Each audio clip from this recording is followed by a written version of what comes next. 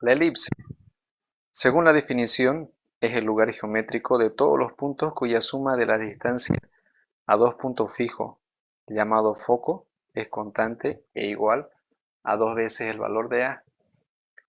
Vamos a representar gráficamente la definición.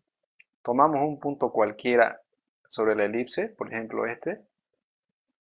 Trazamos distancia a cada foco. Y la suma de estas dos distancias es igual a dos veces el valor de A. A ver, trazamos otro punto cualquiera. Por ejemplo, este. Trazamos distancia foco 1 y distancia al foco 2.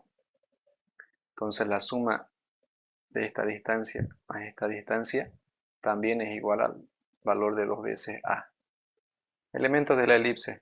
Primero tenemos el centro, que es un punto que está al medio de la figura. Tiene coordenadas H, K. H es para X y K es para Y.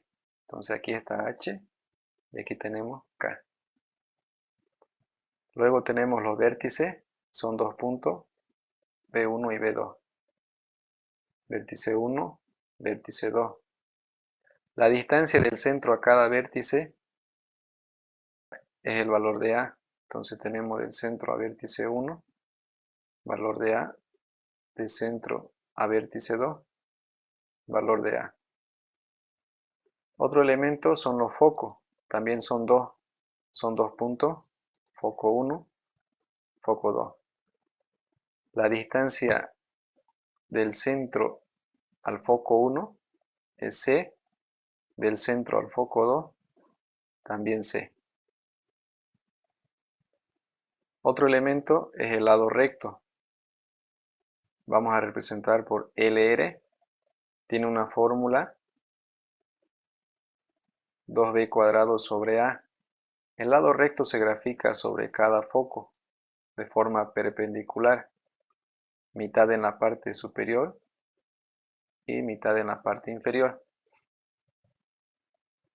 Luego tenemos la relación entre AB y C, que es como el teorema de Pitágoras. A cuadrado igual a B cuadrado más C cuadrado. Hablando del valor de B, es la distancia del centro al otro extremo de la elipse. Este vendría a ser el lado B. Y también en la parte inferior.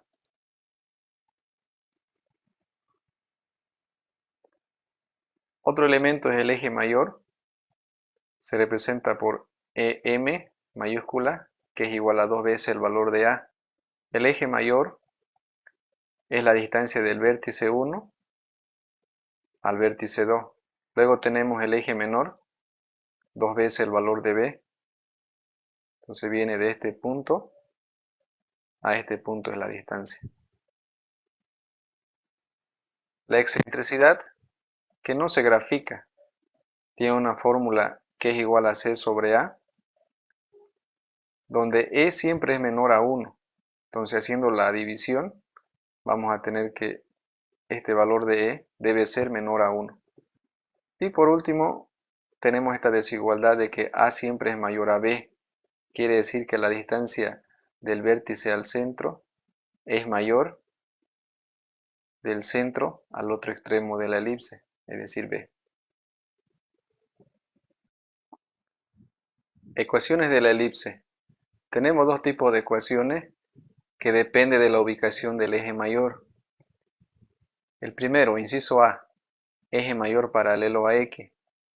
Entonces recordemos que el eje mayor se encuentra entre vértice 1 y vértice 2. En este caso tenemos que es esta recta, que es paralelo al eje X. Entonces la ecuación está dado por X menos H al cuadrado sobre A cuadrado más Y menos K al cuadrado sobre B cuadrado igual a 1. Tomemos en cuenta que A siempre es mayor a B. Continuamos con la segunda ecuación de la elipse, inciso B, eje mayor paralelo a Y. Entonces tenemos que el eje mayor está entre el vértice 1 y el vértice 2. es 2 veces el valor de A. La ecuación nos dice que x menos h al cuadrado sobre b cuadrado más y menos k al cuadrado sobre a cuadrado igual a 1. Entonces, comparando con la otra ecuación, lo único que cambia es la posición de a y b. Recordemos que a siempre es mayor a b. Si comparamos con el otro gráfico, con el eje mayor paralelo a x, en otras palabras, lo único que hace la elipse es darse la vuelta. Tenemos aquí el eje mayor, 2 veces a, y el eje menor, 2 veces b. Tenemos los otros elementos, lado recto, tenemos los vértices, los focos.